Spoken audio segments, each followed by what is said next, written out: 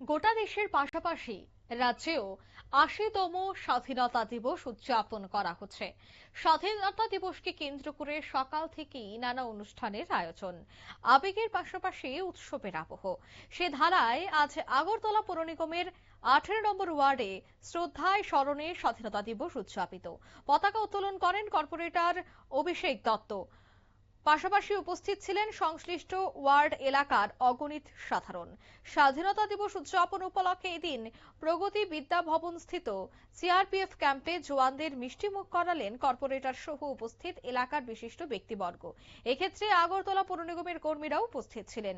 দেশাত্মবোধকতার আবেগে স্বাধীনতা দিবস উদযাপন করে নিজেকে ধন্য বলে অভিমত ব্যক্ত করলেন স্থানীয় বাসিন্দা অঞ্জন সাহা। তিনি কি বলছেন শোনাবো।